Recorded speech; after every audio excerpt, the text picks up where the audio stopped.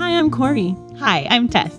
Welcome to A Lovely Place. We're so glad you've joined us as we invite Jesus into the midst of our lives, learning, and laughter. We hope this podcast can encourage your heart and make you smile today. Hello, my friend. Hello. That was like, wow, that microphone was, do I sound loud? Hi, how you doing? I think you sound great. Okay, good. Oh, I am hanging in there. I am having a hard time remembering even what was happening in my life when we recorded the last episode. And so it's just, there's a lot going on. Yes. So, yeah, there is. In both of our lives, totally different things. Right? Yes. Yeah. But it's good. I was thinking about it as I was attempting to lay my daughter down for nap. That did not happen. I was thinking that us finishing this book, okay, I've never run a marathon, but it feels to me like what it might be like when you run a marathon and it's like you're really excited at the beginning and then, you know, it's just kind of like you have to really push through and show up and just do it to like finish it. And we finished End Emotional Eating. Yay! Like what? It took a long time. We've been reading it since May. Is that right? Or something like that. Yeah. Yeah. Whew. We made it. We did. We're here we are. Yes. Chapter 9, Tasting Values, and Chapter 10, Ending Well and Beginning Again. Yes. And I thought both of these chapters were short but sweet, you know, and very good. Like it's such a good fitting end to the book. And like I think she tied it all together so well. Yeah, I was just very excited to read them and happy because they were just really good chapters. So what stood out to you in the tasting values chapter? Well, I just was so again, it kind of feels like it builds all on itself from the next thing, but I like the pie chart on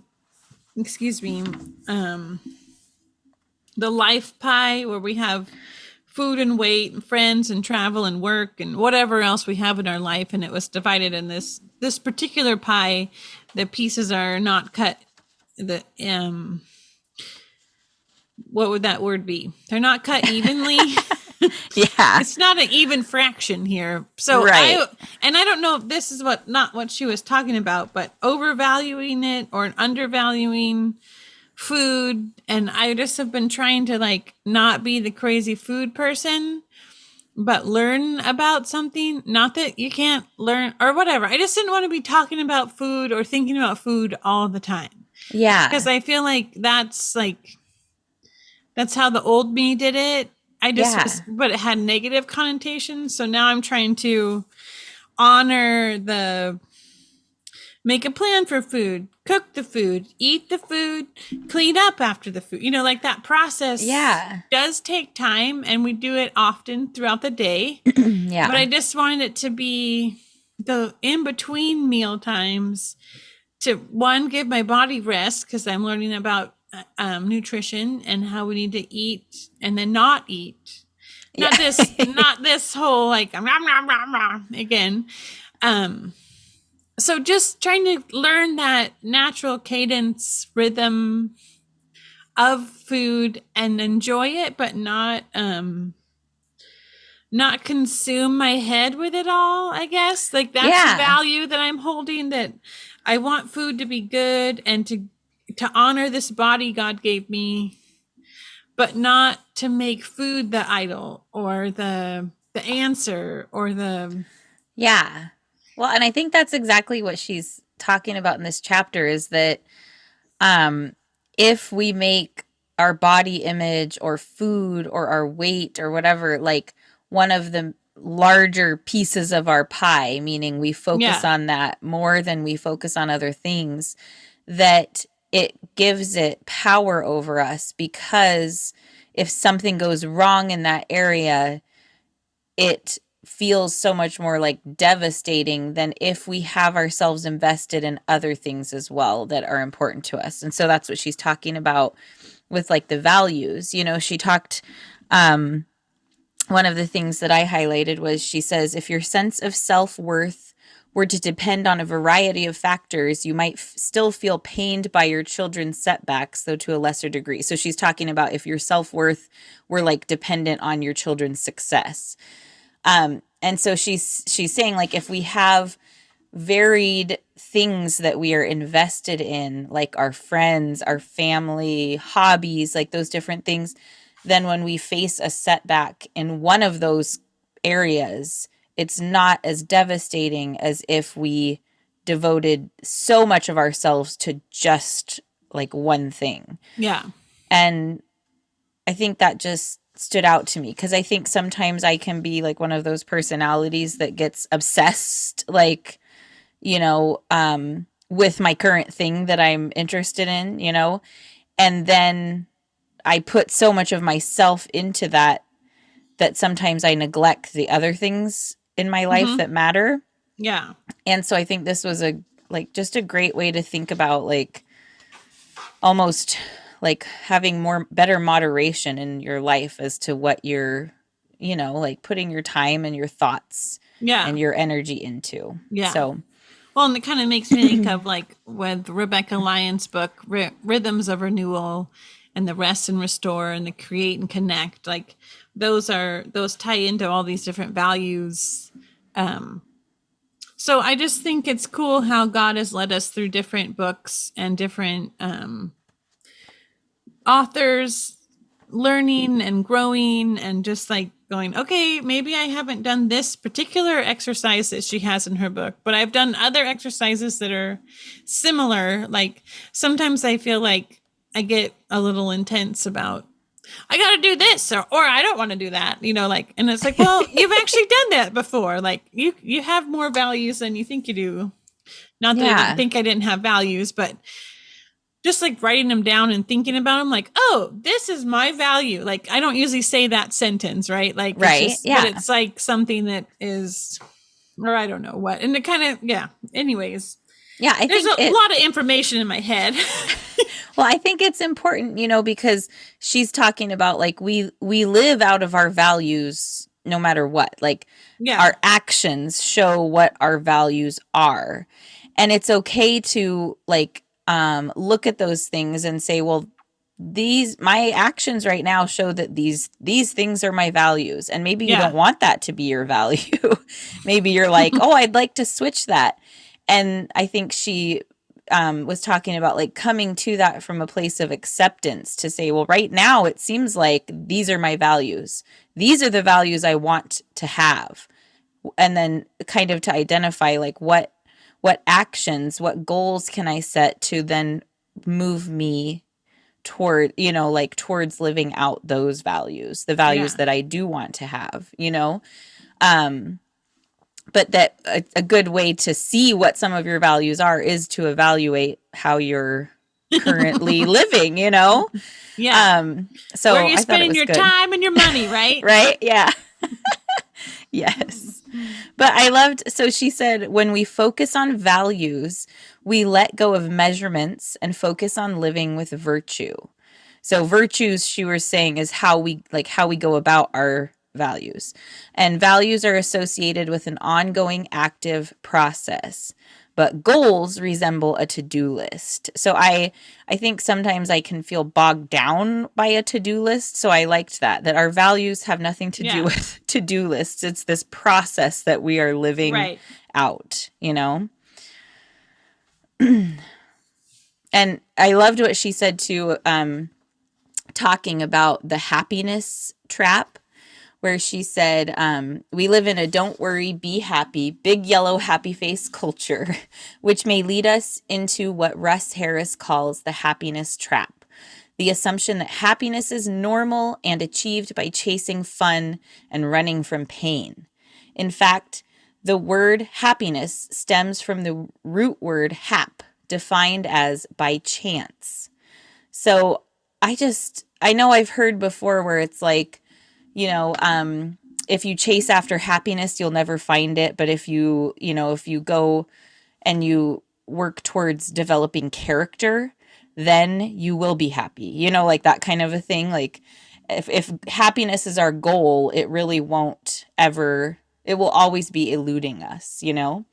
Um, but then further down on that page, she said, living a valued life, that is a life informed by your values, entails willingness to experience negative emotions in the service of your values. So I just thought, just that dichotomy there between chasing fun and running from pain, what we think would bring us happiness, Yeah. but really like living out our values, being willing to experience negative emotions can move us closer to feeling fulfilled, which will help us to feel happy. Yeah.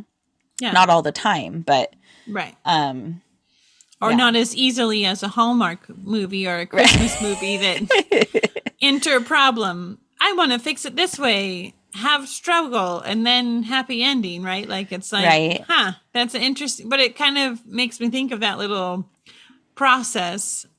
Obviously, the Christmas movies are a little bit cheesier than Yeah. this book is doing it, but it just gave me a little like example, like, okay, what am I trying to change? And am I in my little montage in the middle with the music playing, like I'm figuring out stuff right now, or am I still in the rough patch of before that? Like, Oh, yeah. yes. So, And sometimes I feel like life isn't as clean as a movie where she talks definitely not. about in Yeah. the next chapter, like we begin anew again and again Yes. and again. Yes. Yes. There's not ever like this clear like ending to one chapter necessarily. It No. just kind of, yeah.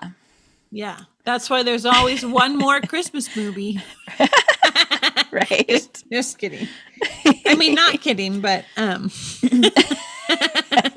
because there's too many for me to watch.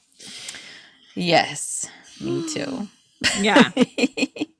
Oh, I was a little bit challenged by what she was talking about with procrastination because I am Yeah. definitely a procrastinator.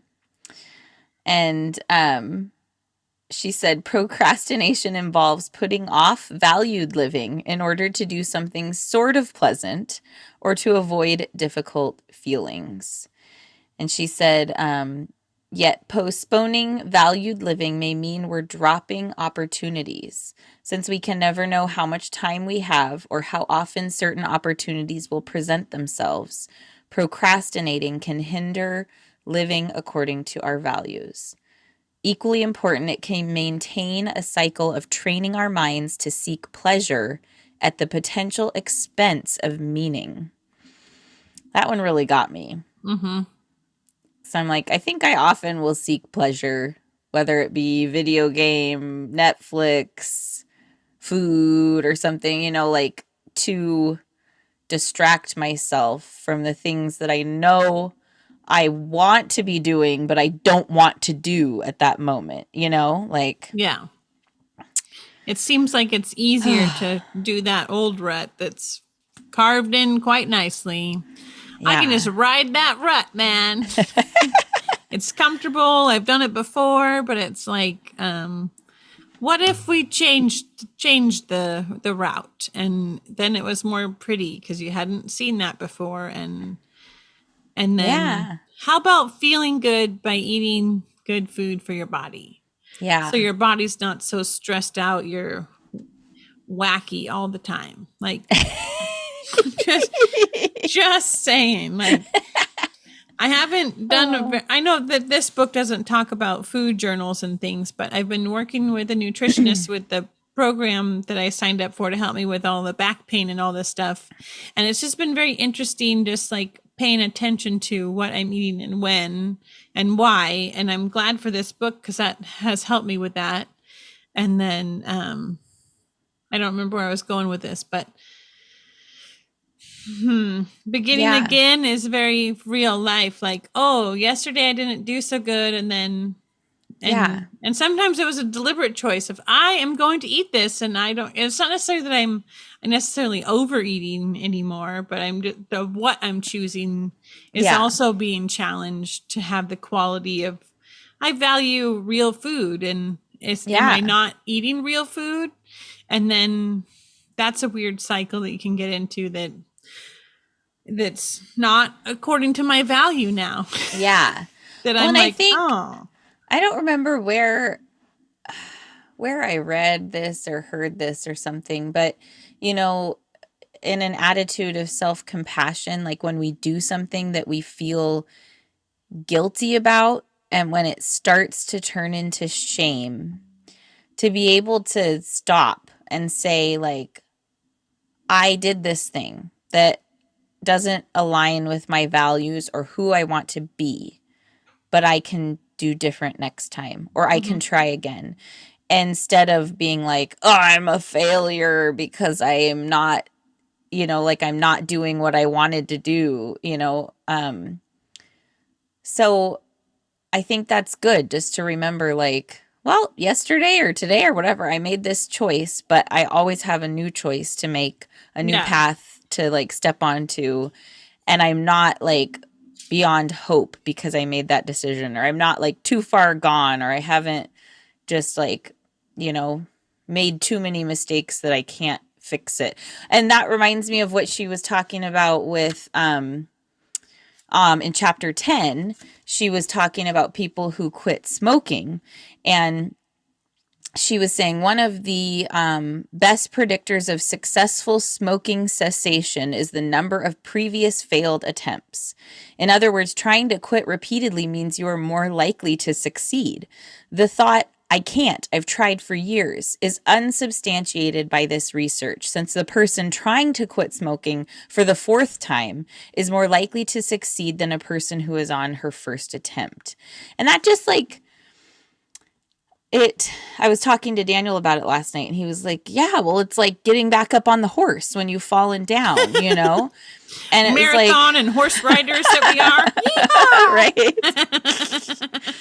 But it's like, well, of course, if you continue trying, Yeah. you're going to eventually get it. Like, like the showing up, like, and continuing to just press in, you'll get the Yeah. results you want eventually, or Yeah. you'll Yeah. get to the place that you're wanting to be, Hmm. because you're not quitting, you're keeping, you keep Right. going. Right. So I was very encouraged Yeah. by that. It makes me think of in Romans 7, verse 24, and then starting in verse 8 or verse 1 and 8.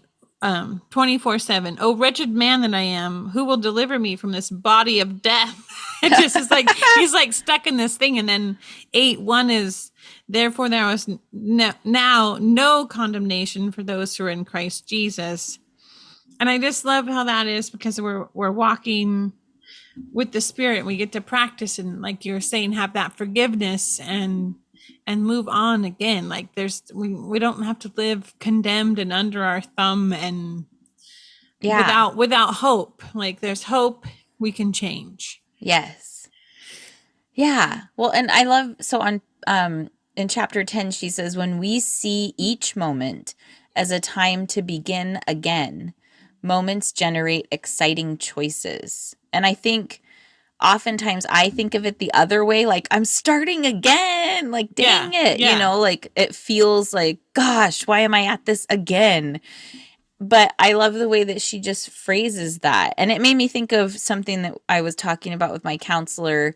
Like one of the things that I crave is like adventure. Hmm. And so like we had a crazy trip in Montana a couple years ago where it was like very adventurous, but I also was like, did I put us in a crazy position? And, like was just scared about it. But I want the adventure. Like that's something I seek after. And he was reminding me that like all the things that I'm learning about in my life and in my family right now, and like in our how we're moving forward and all these other things, he was like, that's an adventure too. Like it may Hmm. not look the same, but all of those things are an adventure. So I was thinking about that, that each time we get to begin again, that's an adventure too. You know, it doesn't have to be Yeah. like a letdown, you know? Right. So, oh, We get to keep walking, keep moving. yes. I guess, and that would be Yes. a value too, right? To keep going. Like I value trying again. Like with Yeah. homeschooling Riker, and we were talking about he was writing something, and he wrote his number backward or whatever. And I'm like, oh, with that's why we have erasers. I said, like there's a reason the pencil has lead and an eraser, and so then we just kept saying that. Good thing I got an eraser, and then we just erased it, and then went on again, and then. I wasn't sure how cheesy he thought it was. But then the next day or whenever we were doing something again, he was like, good thing I got an eraser. Oh, that's awesome. And went through. So I was just like, thank you, Jesus, for that little moment. And then I was like, oh, good thing I have an eraser. Like I can keep going, Right? keep writing. Yeah. His mercies are new every morning, right? Keep practicing putting the vegetable to my mouth. Yeah. That's funny. Because I got the candy down pat. I don't need any more practice of that. Oh my goodness. The wretched man that wants to eat the candy. Oh my goodness. Oh, not that it's all about eating, but apparently that's what I've been thinking about. So, I love how she ended the book. Well, I don't know if it was like the last phrase of the book, but the last one that stood out to me, she said, surrendering into present moment awareness, acceptance, and habits of the heart may provide us with achievable emotional sustenance. I was like, because that's what we're really looking for when we emotionally eat, right? Is emotional sustenance. So, sustenance. That's a fun word. Sustenance. I'm having some sustenance. Oh, sorry. But I think that's like what this whole book is about, is like being in the moment we're in, no matter what it entails, you know, like whether it's positive or negative or uncomfortable or whatever, like that's our moment right there. And if we can just be in that moment, we don't have to run away from it to find other things, you know? Yeah. But that there's always another choice. Like just because you've done it one way before doesn't mean you have to keep doing it now. Like there's opportunity and lots of exercises and skills we practiced, and some I need to go over again in all these pages. Right, me too. And then I was thinking it's like subconscious in my brain. Like the exercise she's talking about is not like moving your body, but it's like subconscious exercise. So I wonder if that was how intentional that was of. Yeah. Anyways, but to remind us, practicing and doing it again. Right. Like it's not just, I think where she was talking about mindfulness at one point and was like, it's not a skill. It's a skill that everyone can learn. It's not something you're born with. It's something you have to practice, and everyone can learn it. And I was like, oh, that's so good. Like, but it is that it's an exercise. It's something that you build up your ability to do it. It's not just something you can just get right off of the bat, you know? So, but it's worthwhile to commit to that, I think. Yes. And I loved what she was talking about too, with like the behavior analysis, you know, like where you pause and think about something that you did that maybe you didn't want to do, or that wasn't in line with your values, and to really look at like what other factors may have caused me to do that thing, and how can I use the cope ahead, skills, or how can I change my the pattern of my day, or how can I Right. do something like even like the lazy genius, the magic question, like what could I do before that would make this moment easier so Right. that I am not behaving in that way. And I Yeah. thought that was really helpful, a helpful exercise to do. Well, friend, we made it.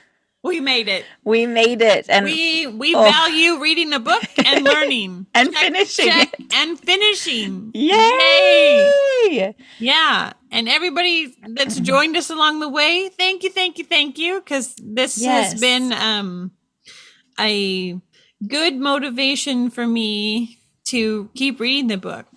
Yes. To meet with Tess, and that there's someone that maybe will be encouraged by our ramblings about this book and emotional eating, because who wants to click on that link?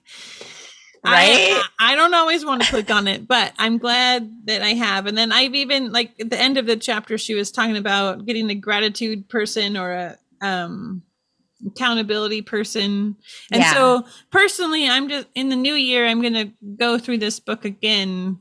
So I asked a friend from church here I said, can I check in with you to tell you I'm doing my homework like I wanted to? And she's like, yeah, it would be great. So that's awesome. Yeah. That's so I was good. like, and then that was even before I read that last part. So I was like, yay, bonus points. Put a star there. Oh, that's awesome. Yeah. So I'm thankful for these tools and this journey forward. Yes.